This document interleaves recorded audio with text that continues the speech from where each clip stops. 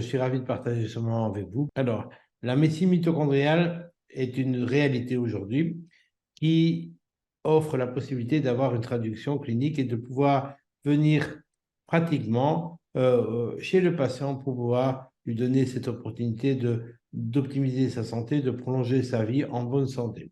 Alors, moi, cet article avec ce titre me parle beaucoup dans ce concept, dans ce contexte, puisque ces auteurs ont écrit en 2021 Le vieillissement, toutes les routes conduisent à la mitochondrie. En fait, vous devez savoir qu'il y a environ 330 théories du vieillissement.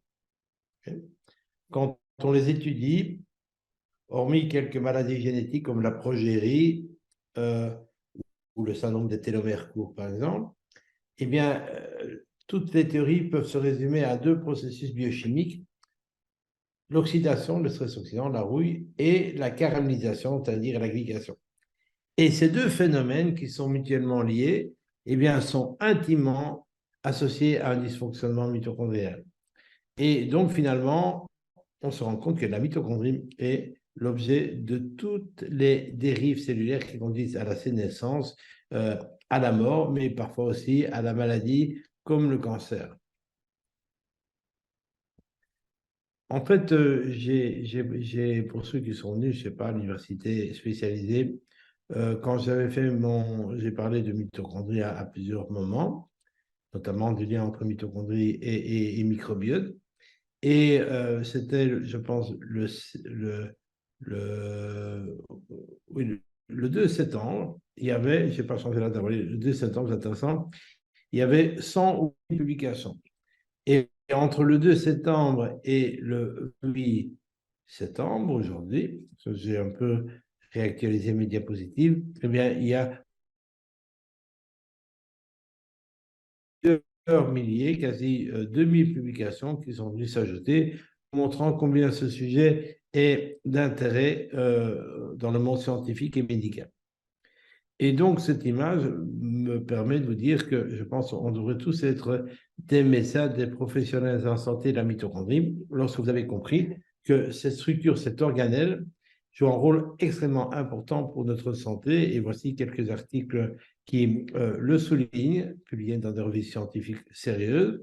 Déjà en 2002, ces auteurs écrivaient que la médecine mitochondriale était la clé pour résoudre la pathophysiologie des maladies du XXIe siècle.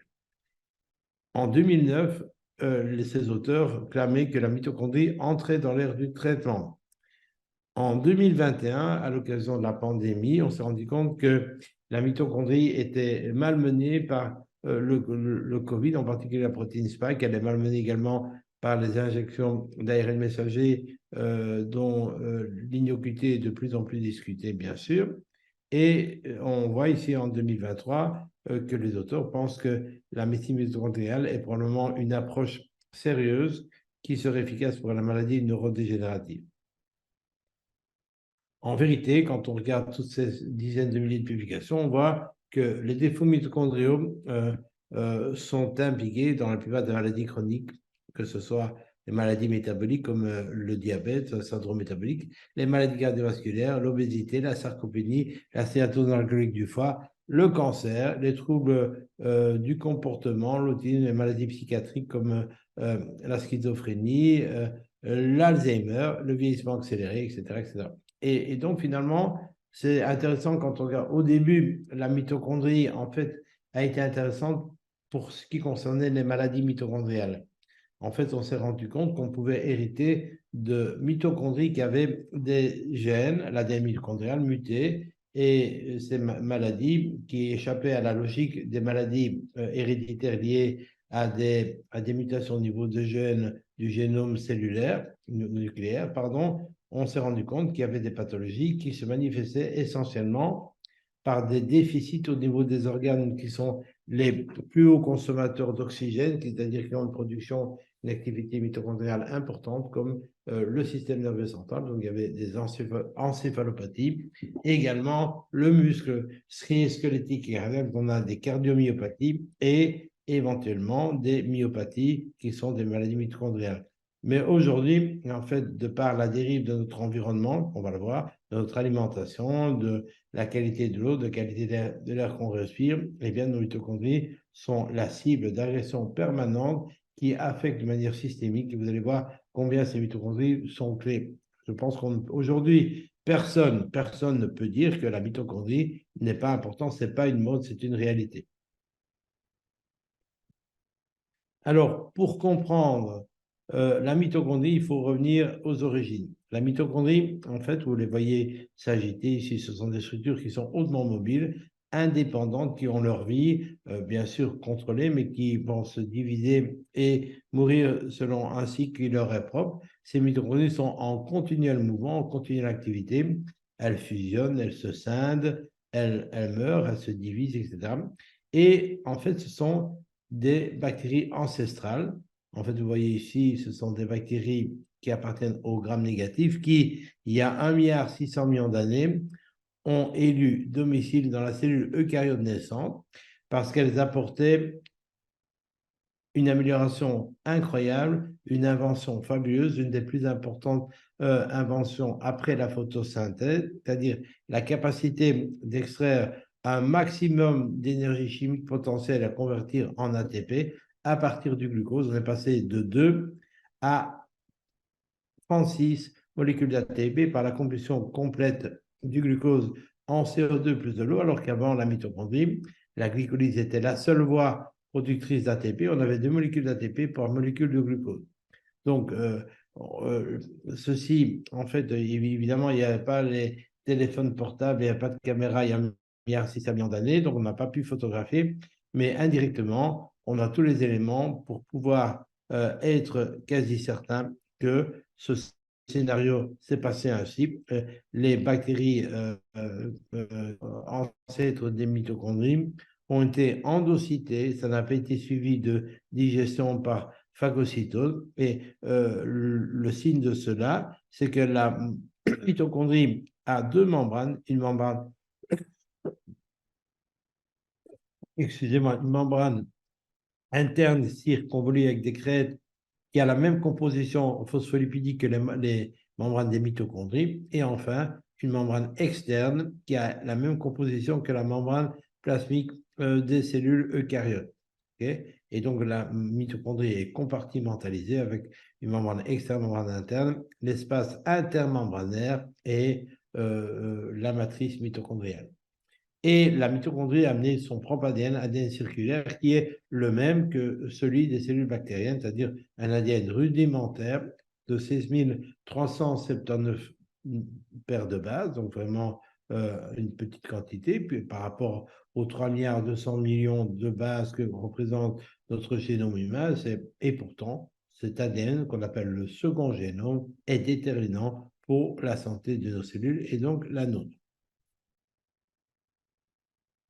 Alors, cette histoire évolutive continue d'intéresser, puisque vous avez ici un article qui a été publié en 2023 qui refait le point de comment ces bactéries Gram- ont élu domicile et ont évolué, bien sûr, en 1,6 milliard d'années, de nouvelles fonctions. Mais le premier intérêt, c'était cette capacité remarquable d'extraire l'énergie chimique potentielle des carburants et du carburant original qui était le glucose. Okay. Alors, comme je vous disais, 1,6 milliard d'années se sont passées. Et dans cette remarquable revue de 2023, les auteurs montrent que si la fonction principale, la raison principale pour laquelle la mitochondrie existe à l'origine, c'est sa grande capacité de produire de l'ATP, eh bien, au cours du temps, elle a acquis de nouvelles fonctions extrêmement importantes, multiples et variées, qui en font un élément clé de notre santé. Et ceci va être montré sur cette image. Donc, on a la mitochondrie avec sa structure, avec les molécules d'ADN circulaires, il y en a plusieurs copies. Donc, elles vont réaliser ce qu'on appelle la phosphorylation oxydative qui va produire de l'énergie, de l'ATP. 50 kg d'ATP par jour, c'est la production moyenne de votre parc mitochondrial. Mais également, elles ont été impliquées en fonction de leur localisation dans d'autres missions plus particulières, notamment la synthèse des neuromédiateurs, notamment le GABA, la synthèse des hormones. Toutes les hormones stéroïdiennes qui proviennent du cholestérol impliquent la mitochondrie. Sans mitochondrie, pas d'hormones stéroïdes ni sexuelles, ni cortisol, ni aldostérone, etc. Donc ça c'est important. Elles sont bien entendu capables de produire, comme elles ont la machinerie génétique de l'ADN et de l'ARN, il y a une ADN polymérase en mitochondrial et une ARN polymérase mitochondriale, elles produisent également des lipides. OK? Alors, la mitochondrie, par son cycle de Krebs, peut également produire un ensemble de facteurs qui vont être utilisés comme blocs de construction. On appelle ça l'anaplérose. Et lorsque la cellule a besoin de ce matériel, par exemple les cellules cancéreuses, elles vont utiliser un mécanisme où plutôt que d'utiliser les réactifs intermédiaires comme source d'énergie, source d'électrons, ils vont être utilisés comme matériel de construction. On parle alors d'anaplérose, A-N-A-P-L-E-R-O-S-E, anaplérose qui va être sollicitée par un effet qui a été décrit il y a bien longtemps, au début du siècle passé, par Warburg dans les années 30, qui a expliqué pourquoi, dans ces conditions-là, les mitochondries, les cellules avaient utilisé beaucoup de glucose parce que le glucose ne pouvait produire de l'ATP que par la glycolyse et le pyruvate servait à produire du matériel de construction, ce qui explique d'ailleurs qu'aujourd'hui, ce mécanisme a été à la base d'un examen d'imagerie médicale pour la cancérologie, qui bien sûr est le PET scan, puisque les cellules cancéreuses consomment beaucoup de glucose. On met du glucose radioactif et on voit comme ça des cellules cancéreuses avec une activité métabolique importante. Alors, donc, production d'énergie, production de matériel de construction. Et ce qu'on sait, c'est que la mitochondrie est en communication avec énormément de structures, avec beaucoup de structures nucléaires notamment, et elle va jouer un rôle important dans le contrôle métabolique, le rythme circadien, le système immunitaire. On va voir également qu'elle communique avec le microbiote dans une conversation bidirectionnelle essentielle, et elle va également avoir son mot à dire sur la gestion de la cellule. Elle peut influencer l'expression de gènes par des régulations épigénétiques, c'est-à-dire d'accessibilité à des génomes. Par exemple, c'est la mitochondrie qui est responsable des bienfaits du jeûne, à restriction calorique, qui va en fait permettre au génome nucléaire de se réparer plus facilement. Donc, cette mitochondrie, elle est vraiment clé, croyez-moi, c'est fondamental. Et quand vous en occupez, vous avez des résultats remarquables. Ceci est une image qui vous remontre donc l'effet Warburg. Okay. Donc, quand on a une cellule qui a besoin de matériel, eh bien, la phosphorylation oxydative ne produit plus d'ATP, mais va produire des nutriments. Okay. Ceci va conduire à la glycolyse aérobique, c'est-à-dire qu'il y a de l'oxygène, mais ce switch, cette transformation du métabolisme va avoir des conséquences importantes, aura moins d'énergie. Et on peut bien sûr rétablir un effet anti-Warburg en réactivant la phosphorylation oxydative. Et c'est ce que certaines thérapies aujourd'hui métaboliques anticancéreuses qui passent par la mitochondrie suggèrent. Évidemment, puisque la mitochondrie, sa première fonction est la production d'énergie, lorsqu'elle ne fonctionne pas, les organes qui ont besoin de beaucoup d'ATP, comme le cœur, le muscle squelettique cardiaque, le cerveau. Est-ce que vous savez que le cerveau pèse un dixième du poids total d'un individu de 72 kg et il consomme 20%, un cinquième de l'oxygène est consommé par le cerveau. Donc c'est énorme. Et donc, le déficit mitochondrial va être impliqué largement dans les maladies neurodégénératives, musculaires, cardiaques, les organes de sang, bien sûr, le foie, le rein. Là, il y a beaucoup de travail métabolique. Hein. Vous savez que le rein infiltre au moins 15 fois votre sang, donc 15 fois 5, ça veut dire qu'il y a 15 litres de sang par 24 heures, en fait, qui vont être complètement filtrés.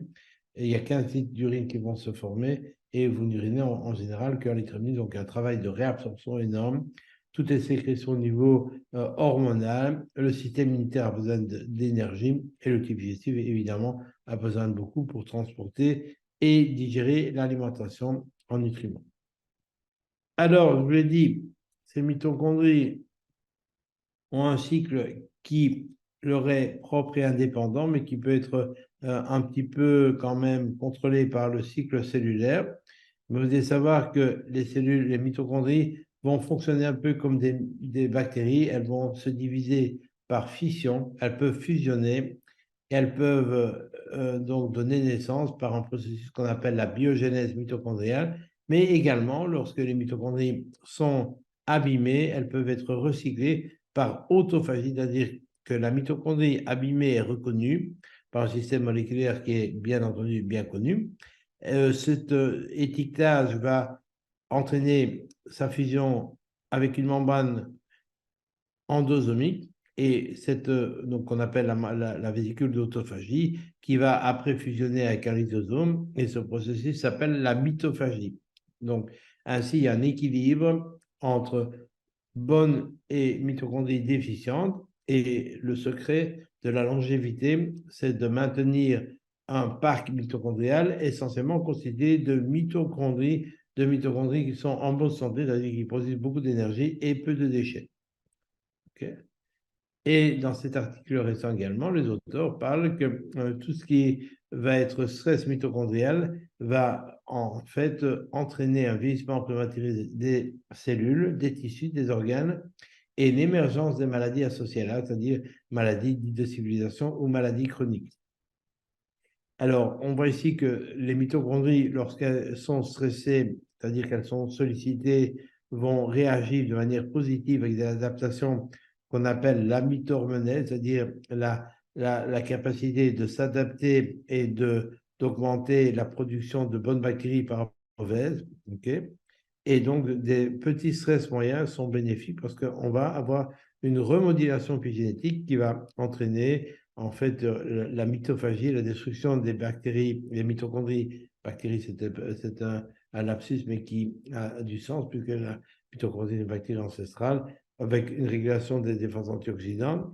Lorsque le stress est trop important, trop constant, une pollution, carence en micronutriments, là, on va avoir une balance complète vers le dérèglement, production de radicaux libres. Le stress oxydant conduit à une hyperglycémie, la production d'agents glycans comme le méthylglyoxal, la libération de fragments de mitochondries qui vont être considérés comme des agresseurs internes, les DAMS, dangers associés moléculaires patternes, moins d'ATP, moins d'énergie, plus de déchets et éventuellement initiation de maladies auto-immunes avec la mort cellulaire, le dommage tissulaire, etc. Donc, on voit ici que la cellule va subir les altérations fonctionnelles de la mitochondrie, okay, et que dans ces conditions-là, on va avoir tout désir de problèmes de pathologie. Donc, on voit ici que ces mitochondries vont affecter essentiellement le muscle, le tube digestif, le cœur et le cerveau. Et donc, à un moment donné, lorsqu'on a moins de mitochondries performantes et plus de mitochondries déficientes, s'installe un cercle vicieux qui conduit à la décadence. Il est fondamental dans ces conditions-là de pouvoir récupérer, et toujours possible, parce que si vous n'avez plus de mitochondries, vous êtes mort. Hein. On vous donne quelques milligrammes de cyanure, ça bloque les mitochondries et vous mourrez dans les minutes. Donc, si vous êtes vivant, si vos patients est vivant, c'est qu'il a encore un fond de bonnes mitochondries. Donc, la solution, c'est d'aller prendre ces bonnes mitochondries, de les forcer à se diviser et d'éliminer au maximum progressivement les mauvaises pour remplacer le parc mitochondrial déficient en parc mitochondrial optimal. En effet, si cela n'est pas fait, eh bien, vous avez le syndrome de la pomme qui se racrapote, comme on dit en Belgique, c'est-à-dire qu'il va être en décadence, en sénescence, va s'oxyder. L'oxydation entraîne une anomalie des molécules, de la structure et un rétrécissement complètement fonctionnel. Et si vous voyez sur la pomme, eh bien, se passe au niveau de vos cellules avec une lipoperoxydation des membranes qui ne va pas garder sa perméabilité sélective ou semi-sélective avec l'entrée de molécules toxiques qui vont altérer la structure interne. Et donc, finalement, on a une destruction, la sénescence et la mort de la cellule. Donc, c'est ce qui se passe sans que vous le voyez, mais vous voyez les résultats hein, quand vous voyez votre visage, notamment quand vous avez un stress oxydant augmenté, la décrépitude du visage, le vieillissement de la peau, eh bien, c'est ça qui se passe au niveau cutané, mais également au niveau du derme. Et bien, évidemment, pour ceux qui font la médecine esthétique et qui s'occupent de l'aspect extérieur des patients, si leur peau est vieillie, s'ils ont des signes du vieillissement accéléré, sachez que ça veut dire que leurs mitochondries sont dans une situation de précarité par rapport à l'équilibre et que ce n'est que le reflet. Hein. La peau est le reflet de ce qui se passe à l'intérieur, évidemment. Okay. Donc, je pense que c'est intéressant, s'ils veulent ralentir ce processus, non seulement de corriger les méfaits de ce vieillissement accéléré cutané par des actes techniques externes, mais surtout de restituer un pool de mitochondries qui fonctionne bien pour que, en fait, d'abord, ils aient l'énergie qui soit en agrément avec l'aspect que vous leur avez donné artificiellement pour qu'ils soient authentiquement en forme et en bonne santé. Donc, en fait, le secret de la longévité en bonne santé, eh bien, c'est de maintenir un parc mitochondrial optimal avec un maximum de mitochondries qui produisent beaucoup d'ATP et peu de déchets, et un minimum de mitochondries qui sont moins efficients dans la production d'ATP et par contre produisent énormément de déchets qui vont oxyder. Alors, il y a plusieurs interventions possibles. Ça s'appelle la mitohormèse, c'est-à-dire l'idée, c'est de favoriser l'identification, la reconnaissance des mitochondries qui sont les moins performants, de les détruire et de demander aux plus performants de se développer. Par exemple, tout ce qui est stress moyen intermittent, exposition au froid, l'exercice intermittent, exposition à la chaleur intermittente, une nourriture qui favorise les bonnes mitochondries, le jeûne intermittent, des interventions au niveau nictéméral, l'hypoxie intermittente, l'hypercapnie intermittente. Et puis, on voit ici tout ce qui est fermenté. Pourquoi? Parce que la mitochondrie est en communication avec le microbiote, on le verra tout à l'heure. Okay. Donc, voici toute une série de stratégies qui peuvent être utiles, en même temps, bien sûr, de supporter les bonnes mitochondries et d'empêcher qu'elles s'abîment par des agressions environnementales. Donc, alors, Pimo a commencé avec le concept de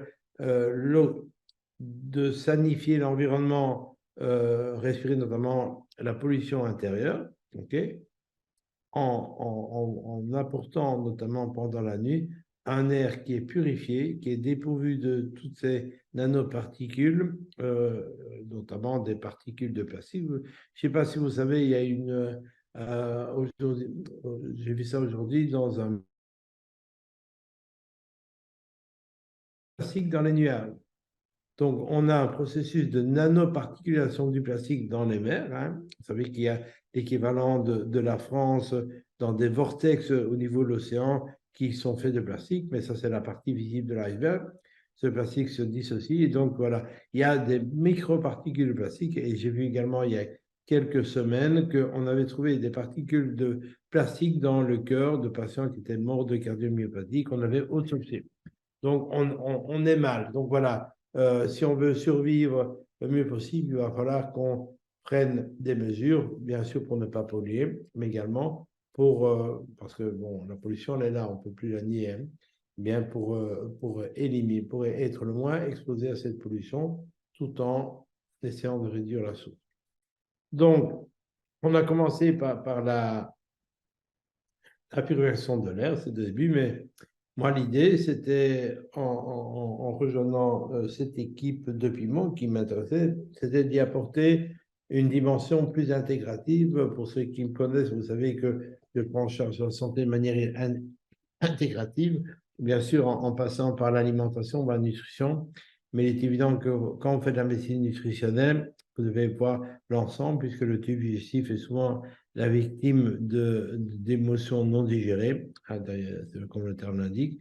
Et donc, voilà, j'ai proposé qu'on puisse éventuellement apporter à ces mitochondries l'environnement micronutritionnel optimal, après une évaluation pour apporter ce qui manque et retirer ce qui est en excès, puisqu'il faut avoir un environnement qui est juste. Et puis, une source également importante d'agresseurs sont emmenés par l'eau. Vous devez savoir qu'aujourd'hui, l'eau en Europe, l'eau de distribution, c'est une catastrophe. D'ailleurs, on peut suivre notamment en dosant les antibiotiques dans l'eau courante ou éventuellement les métaux lourds. On peut voir le degré de pollution, le degré d'utilisation de certains médicaments, etc., pour vous dire qu'on on a une eau qui est viciée, qui est contaminée par toute une série d'éléments extrêmement agressifs et donc enfin oxygénés. Donc, les nutriments, je ne vais pas vous faire un cours sur la biochimie mitochondriale, simplement vous rappeler qu'il y a toute une série de molécules qui doivent être fournies à la mitochondrie pour qu'elle fonctionne correctement. La vitamine A, donc les vitamines B, qui sont des vitamines hydrosolubles qui doivent être données tous les jours, la B1, la B2, la B3, la B5, avec tout un intérêt particulier pour la vitamine B5, précurseur d'un élément, une molécule majeure de la vie de la mitochondrie, qui est le NAD, nicotinamide dinucléotide. OK? Et la B5, c'est la niacine. La vitamine E, qui est une vitamine antioxydante qui va protéger les membranes et qui existe sous forme de 8 isomères. La vitamine C hydrosoluble antioxydante. La composition en oméga 6, oméga 3, on va voir, de la mitochondrie joue un rôle fondamental, il faut du fer. Une molécule qui est de plus en plus utilisée dans les compléments parce qu'on s'est rendu compte de son intérêt énorme, c'est la pyroquinolénine quinone, puis le sélénium, magnésium, zinc, cuivre, carnosine, pour ceux qui connaissent, c'est un dipeptide qui est extrêmement intéressant parce qu'il est multifonctionnel et en fait, il a comme activité principale, en plus d'être antioxydant, chélateur des métaux lourds, il est un protecteur du stress glycan en fait, en annihilant les propriétés glycantes du méthylglyoxal, l'acide alpha-lipoïque, la L-carnitine, le coenzyme Q10 et le glutathion réduit, la glutamine qui éventuellement peut être un carburant. Je ne vais pas rentrer dans tous ces détails, donc, mais ça vous connaissez bien. Éventuellement, je vous réfère à d'autres formations sur la mitochondrie pour ceux que ça a. Néanmoins, tous ces nutriments doivent être disponibles minutes tout le temps pour la mitochondrie pour qu'elle fonctionne bien, surtout lorsqu'on va stimuler la mitohormonèse, c'est-à-dire quand on veut renouveler notre parc mitochondrial. Si vous ne le faites dans un environnement déficient, eh bien, vous allez rater votre coup. C'est pour ça que la restriction calorique, le jeûne intermittent, n'est productif que si vos mitochondries sont fonctionnelles. Sinon, ça ne marche pas, ça fait plus de temps. Et donc, je suis également impliqué dans les bilans nutritionnels. Alors, ce bilan est en gestation parce que ça a demandé la mise au point de pas mal de techniques, notamment pour le PQQ et donc et la carnitine. On va doser ces nutriments pour que votre patient, on ait une photographie au moment T0 de quels sont les nutriments qui sont en quantité optimale ou pas, les oméga 3, le fer, le cuivre, la vitamine D, et puis alors on pourra corriger. Donc ça, c'est important. Donc, évaluer. Alors, le deuxième objectif de Pimo, c'est de nourrir. Et donc là, j'ai contribué à générer une gamme de produits qui répond aux besoins micronutritionnels journaliers de la mitochondrie. Et bon, certains sont assez simples, d'autres sont plus complexes, mais cette gamme est bien sûr destinée à s'agrandir. Nous avons d'ailleurs un cinquième produit qui est en gestation également. Okay. Alors, le produit qui me paraît incontournable de base, c'est le MitoBoost. Donc, c'est un complément qui combine plusieurs molécules, dont l'alpha-lipoïque, la saxanthine, la carnosine, le coenzyme Q10, la pyroquinoline quinone, du NADH, qui est déjà le transporteur tout fait, du sélénium, qui est le cofacteur important de la glutathion peroxydase.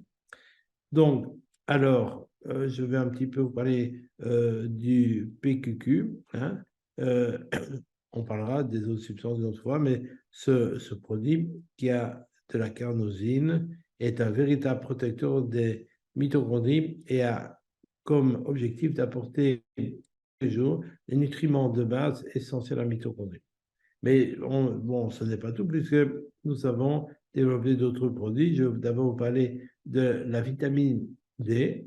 Aujourd'hui, on sait qu'il y a plusieurs centaines d'articles qui montrent que la vitamine D a un impact direct sur la mitochondrie en stimulant notamment la biogénèse. Okay. on y associe de l'huile de colza, qui est une huile, puisque la vitamine D suit l'absorption des acides gras, et donc l'huile de colza est une huile qui a de l'acide alpha-linolénique, précurseur des oméga 3. Et donc, méthode D3, c'est une vitamine banale, mais elle va évoluer parce qu'on va y associer d'autres vitamines lorsque l'on va pouvoir développer des techniques qui permettent de combiner plusieurs vitamines D pour qu'elles soient délivrées de manière séquentielle optimale. Les oméga 3 sont incontournables si on veut supporter la mitochondrie. Aujourd'hui, vous devez savoir que la plupart de nos patients sont carencés en oméga 3 allongé. Parce qu'il y a peu de personnes qui mangent 3 fois 200 grammes de poisson gras par semaine. Et certains en mangent, mais malheureusement, quand ils prennent du poisson gras, ils apportent des métaux lourds, des pesticides qui intoxiquent la mitochondrie. Donc, je pense que en ce qui concerne les oméga 3, c'est quand même bien d'avoir une base avec des oméga 3 sains, non pesticidés, non mercurisés ou plombés. Et donc, la complémentation devient pour moi, malheureusement, dans notre monde pollué, incontournable.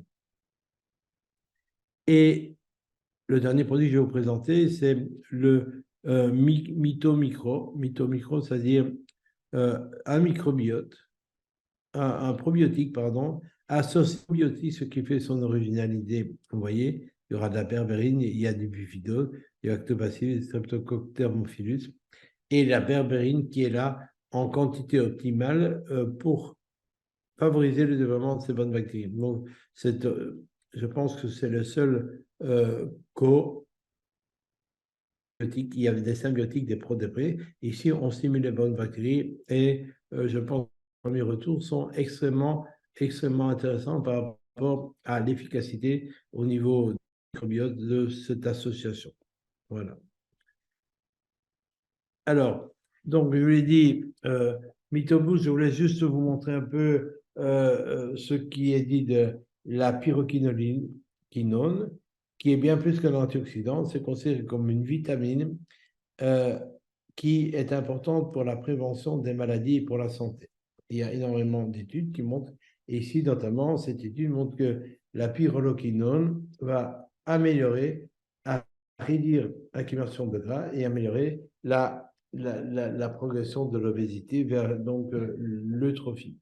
Une étude publiée en mai 2023. Je viens de faire la revue de la littérature et en fait, il y a plus de 1100 publications toutes récentes qui traitent de cette pyrroloquinone. Alors, pour ceux que ça intéresse, on va en fait avoir maintenant des webinaires réguliers où on fera le point sur tel ou tel produit, tel ou tel composé pour vous donner la base scientifique et la justification de tout ce qu'on fait au niveau de Pimon pour que vous soyez assurés que ce que vous faites est juste et bienveillant par rapport à vos patients.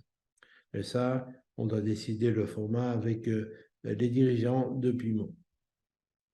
Alors, la vitamine D, je vous l'ai dit, aujourd'hui, il y a énormément d'études qui montrent que la vitamine D affecte directement la mitochondrie. Okay, voilà, on a ici, une étude qui montre que la vitamine D stimule la régénération musculaire via la santé mitochondriale. Et donc, notamment, dans ce cadre-là, c'est une bonne stratégie via la mitochondrie pour lutter contre la sarcopénie, c'est-à-dire la diminution de la masse musculaire. Okay. Il y a des récepteurs à la vitamine D, des myoblastes. On voit que la vitamine D agit directement sur la mitochondrie en stimulant la transcription de l'ADN mitochondrial et donc contribue à la biogénèse. Et l'idée ici, on voit que pour les patients qui souffrent de syndrome de post-Covid long ou qui sont morts de ce Covid-19, eh bien, on sait que c'est parce que la carence en vitamine D est associée à une dysfonction mitochondriale et que la vitamine D a un effet thérapeutique, quoi qu'en disent les suspicieux ignorants qui fustigent tout ce qui n'est pas vaccin ou masque, je ne sais pas quoi. Voilà. Et donc, on voit ici, par exemple, que si vous avez une vitamine D en quantité suffisante, les mitochondries sont en bonne santé, donc un taux de vitamine D suffisant, c'est-à-dire entre entre 60 et 80 nanogrammes par ml, donc qui est bien plus que les 30 nanogrammes par ml conseillés pour la santé du squelette, d'accord? Eh bien, vous avez une diminution de production de radicaux libres, moins de dommages oxydatifs, moins d'atrophie musculaire et une meilleure fonction musculaire, contrairement à si vous avez une déficience en vitamine D. Et on voit que cette vitamine D va jouer un rôle directement sur la biogenèse de la mitochondrie et la fusion pour faire des structures qui fonctionnent bien. Et il va activer la mitophagie et la destruction des mauvaises bactéries. Donc, c'est un truc extrêmement important. La vitamine D va aussi, comment dire, jouer un rôle au niveau des défenses antioxydantes et va en fait permettre aux cellules musculaires de pouvoir s'adapter à l'environnement. Le troisième complément intéressant qui est donc une huile de poisson riche en acide eicosapathénique et docosahexaénique stable, non oxydé, c'est Mitomec 3. Alors, je ne vous ai pas dit, mais vous avez vu que en fait, cette gamme s'appelle R-Génère. Alors, c'est un logo intéressant parce on a mis les R qui regardent en arrière, c'est-à-dire l'idée, c'est que en régénérant les mitochondries, c'est-à-dire en renouvelant le pool de mitochondries, on peut rajeunir nos tissus. Ça, c'est une vérité. On peut non seulement ralentir le vieillissement, mais on peut régénérer, revenir en arrière, puisque si vos cellules voient leur capacité énergétique s'améliorer parce que vous avez favorisé la prolifération des bonnes bactéries, eh bien, vous revenez quelques années en arrière et avec un potentiel qui est celui de ce moment-là, non seulement au niveau d'énergie, mais également au niveau hormone, puisque je vous ai rappelé que la stéroïdogénèse, notamment de testostérone pour les sportifs, est intimement dépendante de la santé des mitochondries. Donc, tout ce terme. Donc, oméga 3, eh bien, il y a énormément d'études et on voit que ces oméga 3 vont s'incorporer dans le muscle, le sarcolème et la mitochondrie après 12 semaines de supplémentation. Alors, comme vous le savez peut-être, ça avait été mis sur un petit passereau qui migre du Canada vers l'Amérique du Sud en hiver. Eh bien, on s'est rendu compte qu'avant de migrer, il double son poids en mangeant du krill, c'est-à-dire du phytoplancton riche en oméga 3, et cela augmente de 25% ses performances énergétiques. C'est-à-dire qu'on augmente, après 12 semaines, un sportif qui doit avoir une haute performance, je ne sais pas, qui va aller aux Jeux Olympiques, par exemple, qui doit faire une course, le Tour de France, la Vuelta, le Tour d'Italie ou autre, hein, ou le foot, hein, eh bien, en augmentant les oméga 3 au niveau de la masse mitochondriale, qui, je vous rappelle, est un des endroits du corps qui contient la plus haute proportion d'acides docosahexaéniques, eh bien, qui est ces acides gras extrêmement circonvolés, eh bien, on a une augmentation de 25% de l'endurance, donc des muscles riches en fibres rouges, donc en fibres de l'endurance et de la performance. Alors, de manière intéressante également, on voit ici, en étude, que la supplémentation en huile de poisson améliore le fonctionnement des cellules immunitaires. Et en cette période où on revient avec des épidémies, des Covid modifiés, etc., donc vous ne devez pas avoir peur si vous avez les nutriments nécessaires pour lutter, évidemment, et ce qui est bien plus important que autre acte de prévention, c'est d'optimiser ces fonctions mitochondriales pour que nos lymphocytes, nos plasmocytes aient l'énergie suffisante pour produire les anticorps qui nous débarrasseront de tout ennemi possible. Alors, c'est intéressant également, cette étude qui vient de paraître en 2023, eh bien, on a comparé l'efficacité de ce médicament à la mode qui est l'exénatil, qui est un agoniste du récepteur GLP-1 hein, qu'on s'injecte, et les oméga 3. Et on a vu que la supplémentation en oméga 3 était aussi efficace, pour autant qu'elle soit absorbée, bien sûr, que ce médicament populaire et a beaucoup moins d'effets secondaires parce qu'il améliore les fonctions respiratoires des mitochondries musculaires et donc réduit également donc la résistance à l'insuline en augmentant cette fluidité. Alors, je vous l'ai dit, il y a une communication attendu, c'est un peu logique, la mitochondrie est une bactérie ancestrale, donc elle a gardé une place dans sa communication métabolique avec les bactéries. Et en fait, en vérité, il y a une communication moléculaire entre les bactéries du microbiote intestinal et les mitochondries, d'où l'idée de proposer dans la gamme Pimo également un microbiote qui est de composition originale, puisqu'on a mis de la berberine qui est également un modulateur métabolique qui est apparenté à la metformine. Mais ici, c'est via son activité cobiotique.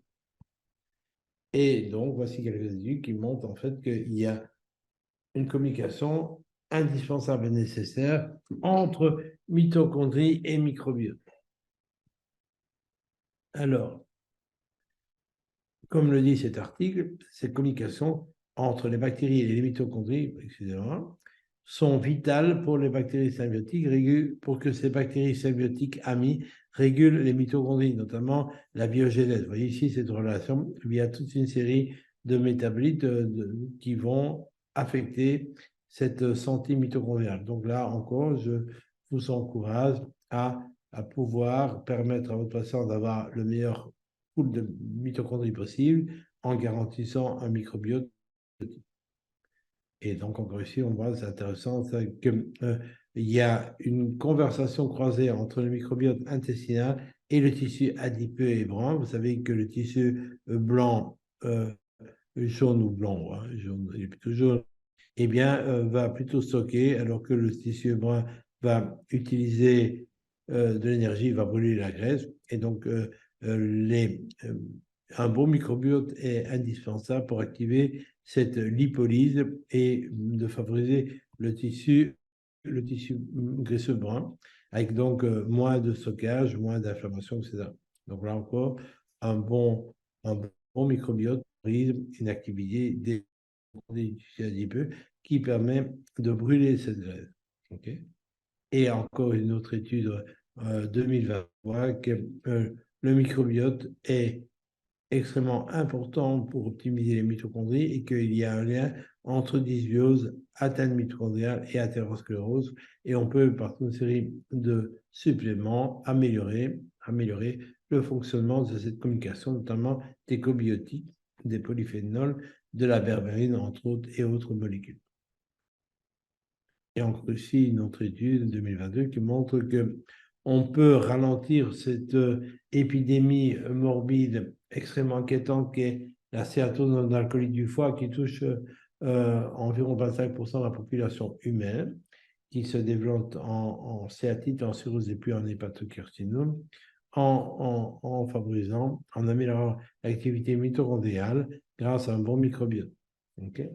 Ça, c'était pour nourrir nos avec des compléments qui ont été conçus de manière bienveillante, avec les bonnes doses pour éviter le surdosage, avec des molécules qui doivent être apportées journellement et qui vraiment font la différence au niveau de l'énergie.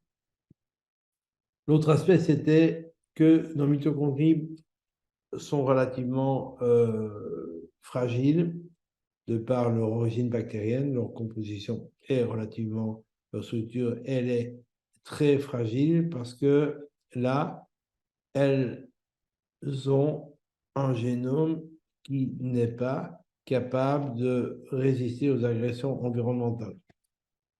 En fait, le fait d'avoir un génome fragile est une force lorsque vous devez vous adapter, donc avoir des agressions qui créent des mutations.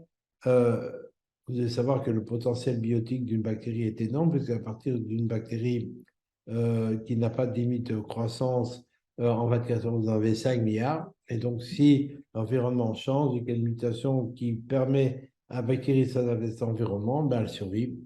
Par contre, s'il n'y a pas une mutation, elles peuvent toutes mourir.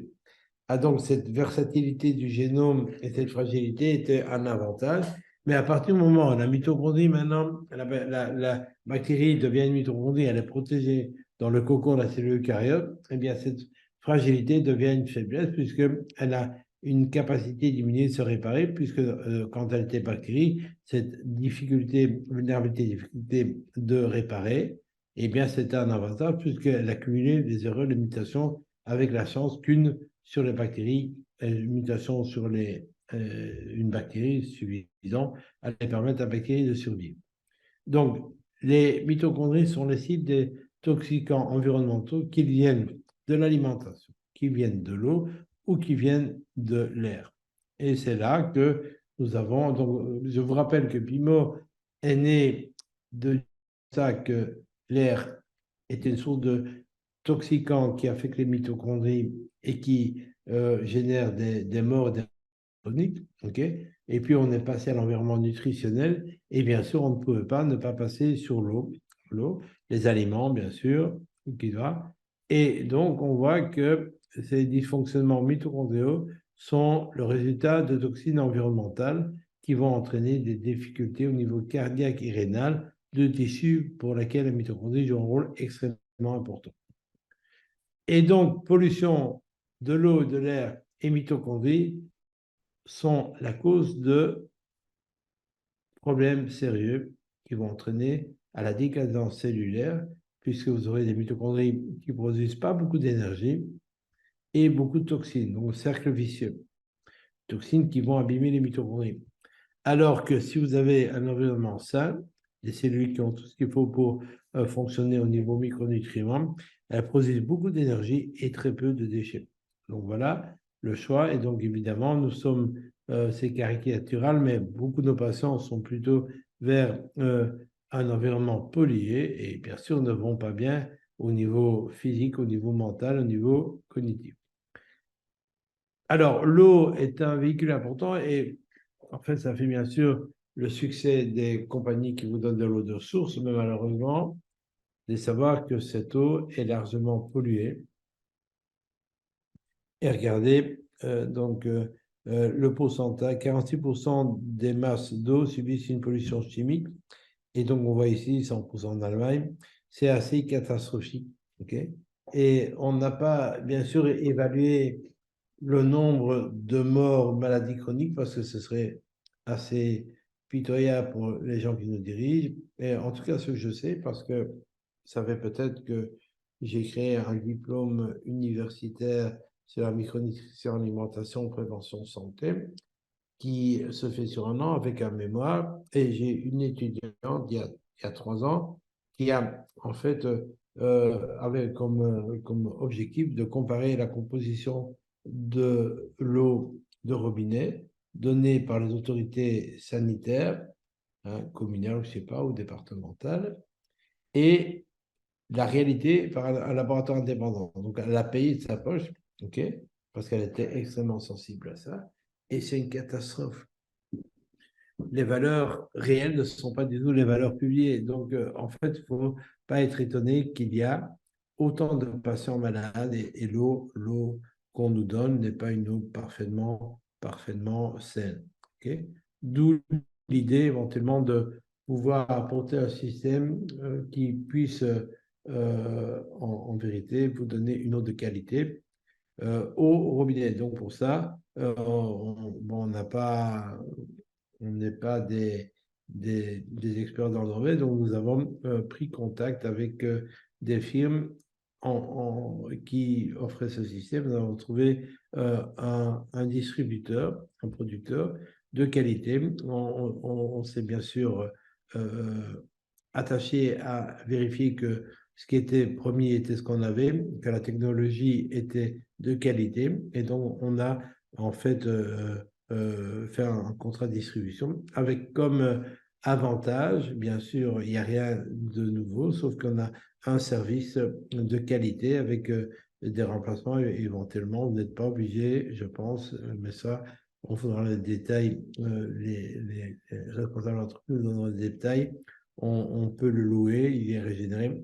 Et l'idée, c'est l'osmose reverse. En fait, l'osmose reverse, vous voyez, on va, à travers une membrane semi-perméable, qu'on voit ici le schéma, on va prendre de l'eau qui est pure. Alors, cette eau pure, elle est dépourvue des métaux lourds. En fait, on a une eau qui est quasi 99,9% pure par rapport à l'eau du robinet, parce qu'il y a d'autres systèmes où on vous dit qu'on peut faire 99%, mais on prend une eau hautement contaminée.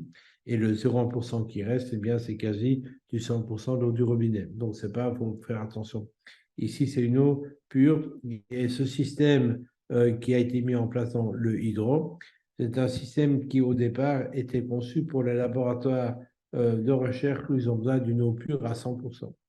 Donc, une eau pure à 100%, c'est pas bien. Donc, on va la reminéraliser pour rapporter, bien sûr, les minéraux essentiels que nos cellules vont utiliser. Et donc, voilà. Donc, cette machine, elle est remarquablement efficace. Elle peut se placer sous votre évier. Il y a des structures plus grosses pour toute la maison. Mais bon, voilà, c'est déjà, moi, j'en ai assez une chez moi, j'en suis ravi au niveau de la qualité de l'eau. On peut la comparer à de l'eau de Montroucou, plus ou moins, en France et à l'ASPA en Belgique. Alors, l'autre pollution qui, en fait, m'avait interpellé quand j'ai décidé de rejoindre l'équipe PIMO, qui s'appelait Bio au départ, Bio France, mais voilà, maintenant, PIMO, on prend vraiment globalement la mitochondrie dans toute son intégralité, dans toute la compréhension aujourd'hui de ce qui lui est nécessaire. Eh bien, moi, j'avais été interpellé, je ne m'étais pas rendu compte que la pollution, ce n'était pas bien, mais d'abord, j'ai été interpellé de me rendre compte que la pollution intérieure était entre 5 à 10 fois plus importante que l'extérieur, même en milieu urbain. Okay. Il y avait 7 millions de morts prématurées chacun à la pollution de l'air, et que la pollution intérieure, en fait, a été également responsable d'au moins la moitié. Vous voyez, 3,8 millions de morts, c'est publié par l'Organisation mondiale de la santé, okay, sont liés en vérité à la pollution intérieure avec des AVC, problèmes cardiaques, maladies pulmonaires, etc., etc. Okay. Et donc, on voit que toutes les pièces de notre maison sont l'objet d'une accumulation de toxines dont la composition varie en fonction de l'endroit où vous allez, mais même dans votre chambre, vous n'êtes pas à l'abri. Donc, en fait, quand on regarde la littérature, on se rend compte que c'est un truc de ouf, comme je dis souvent. Hein. 90% du temps, vous passez à l'intérieur. Voilà. Une personne, un mort prématuré sur 10 est dû à la pollution de la qualité de l'air intérieur. Il y a 5,5 millions de morts prématurées dues à la pollution de l'air intérieur en 2013. Ce sont des chiffres sous-évalués qui augmentent de manière exponentielle. Et la moitié des villes ne rencontrent pas les critères de pollution imposés par l'Organisation mondiale de la santé. Okay, donc, vous voyez la puissance de cette Organisation mondiale de la santé, qui, je ne suis pas sûr, est plutôt l'Organisation mondiale de la maladie, ça me paraîtrait plus approprié. Voilà. Alors, au niveau coût, c'est 1,43 trilliard de dollars par an en 2010, et ça double tous les 5 ans. Okay. Et rien que pour un trilliard, c'est 1 million de milliards, hein, et 42 milliards rien que pour l'Espagne. Okay. Et la pollution de l'air intérieur, notamment dans les entreprises, est responsable de 15% de réduction de la productivité. Et donc, l'Organisation mondiale de la santé a publié des guidelines, des stratégies pour pouvoir améliorer cette pollution de l'air. Bien sûr, ouvrir les fenêtres, mais quand vous ouvrez les fenêtres, ben, si vous êtes le long d'une autoroute, c'est pas top. Okay. Et voici toutes les études qui montrent que cette pollution de l'air est associée à des pathologies. Vous voyez, des études récentes, 2022, 2022, il y en a 2020, 2023, il y en a peut-être pas cette fois-ci. Voilà, cancer, problèmes de fibrose, autistes, les problèmes respiratoires, donc cardiovasculaires, les fonctions cognitives. Donc, c'est tout azimut. Pourquoi? Parce que la mitochondrie va être affectée par cela. Et donc, voilà, on voit que la mitochondrie va être impactée par la qualité de l'air. Donc, il est fondamental de pouvoir donner à nos mitochondries une air de qualité. Encore une autre, voilà. Donc, la pollution de l'air a un impact direct sur l'activité et provoque les maladies chroniques. Okay. encore une autre étude qui montre l'effet de cette pollution de l'air sur la pression artérielle des adolescents, dont les jeunes sont très fort exposés, bien sûr. Et l'idée, c'est qu'il faut améliorer cette qualité de l'air. Justement, c'est ça qui nous a séduit dans la technologie bio, qui a été mise au point et brevetée par les Espagnols, et que je vous présente ici. Le bio, c'est une machine qui est évolutive et qui va avoir comme fonction de filtrer l'air. Et donc ça, c'est un filtre à air qui va retirer les nanoparticules, mais qui va créer un flux laminaire avec, basé sur le concept de la biochimie plasmatique, c'est-à-dire le plasma, c'est-à-dire les solutions gazeuses, de créer un flux laminaire d'oxygène. D'abord, il y a une série de filtres qui retirent toutes les nanoparticules, les bactéries, les virus, etc. Donc, ça, c'est hyper intéressant, le sang. Mais également, ce qui est intéressant, c'est un appareil que vous mettez au pied du lit, qui envoie un flux laminaire, okay, qui va faire circuler l'air que vous expirez. Vous n'êtes pas sans savoir que les poumons sont également des organes impliqués dans l'élimination des toxines. Donc, quand la nuit, vous nettoyez votre corps, une partie des toxines volatiles vont partir par vos voies respiratoires supérieures. Et l'idée, c'est que vous mettez un petit nuage que vous allez réinhaler, quoi. Et donc, il y a pas, en ayant ce flux laminaire, vous allez évacuer ces toxines. Alors, ça, c'est une des choses extrêmement importantes, un flux laminaire puissant. OK? Et bon, je ne vais pas rentrer dans tous les détails techniques, mais ce qui est fondamental, c'est que c'est efficace au niveau de la qualité du sommeil. Et ce qui m'a séduit, c'est que, en fait, en collaboration avec l'Université d'Oviedo et le département du stress Occident, eh bien, la firme qui a mis au point la technologie bio a testé l'appareil sur des volontaires sains pendant 25, 50, 100 jours, en mis ça au pied du lit, okay, et ils ont mesuré des séries de paramètres sur les globules blancs périphériques. Ils ont vu que cette technologie améliorait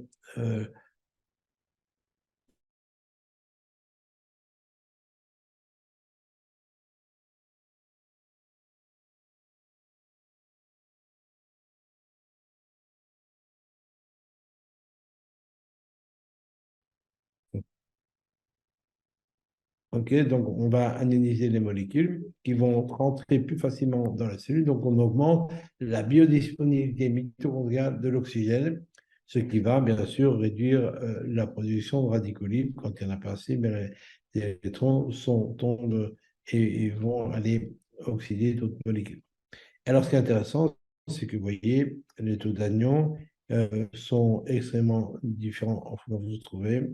Et quand vous êtes sous bio, ben vous êtes comme si c'était au niveau de la mer des océans, avec vraiment une aire de qualité et un oxygène bien biodisponible. Et ce qui est intéressant, c'est que ces auteurs ont montré que le nombre de particules diminuait de manière significative au niveau de leur taille, au niveau de la distance par rapport à un air qui n'a pas été bioisé, si je me m'exprime ainsi. Il y a une diminution significative du stress oxydant, surtout après 100 jours, okay, probablement parce qu'on a régénéré le pôle mitochondrial, mais surtout, après 100 jours, on a multiplié par 5 la production d'ATP au niveau des globules blancs. Donc voilà, donc ces études scientifiques faites par des gens sérieux, eh bien, m'ont convaincu que c'est une machine qui valait la peine. Et leur stratégie de vente était basée sur une communication en disant, moi, avec bio, je vais mieux, je dors mieux, je ne mange pas. Et nous, on s'est rendu compte, en effet, que les personnes qui ne dormaient pas bien, qui étaient fatiguées, étaient soulagées, étaient améliorées, se relevaient plus en forme quand ils dormaient avec du bio. Et l'entreprise a mis des appareils partout dans leurs locaux.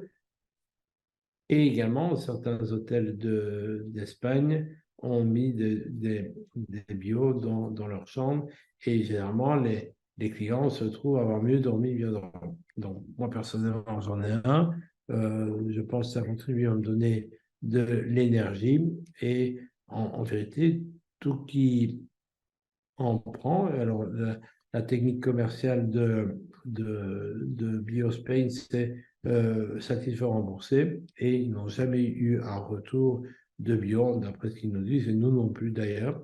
Et en général, je vous dis, on a commencé Pimo par le bio, et bien en général, Philippe a fait une petite enquête de satisfaction et on a quasi 90% de patients satisfaits de ce biome. Alors, cette nouvelle, mais qui n'a pas été confirmée, mais qui m'a interpellé, c'est que l'équipe olympique d'Espagne a signé un accord pour que tous les athlètes puissent bénéficier de leur bio en espérant augmenter leur performance.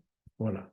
Donc, ceci termine mon intervention. J'espère que je vous ai convaincu, en tout cas que vous avez compris pourquoi j'ai été extrêmement intéressé de joindre l'aventure Piment et que vous allez également comment dire, épouser ce concept et éventuellement, pour certains de ces aspects, je pense qu'ils vont voir le choses de manière intégrative, contribuer à aider la santé de vos patients en faisant tout ce qu'il faut pour que le mitochondrie soit optimal. Voilà, merci pour votre écoute et heureuse mitochondrie à vous. Voilà.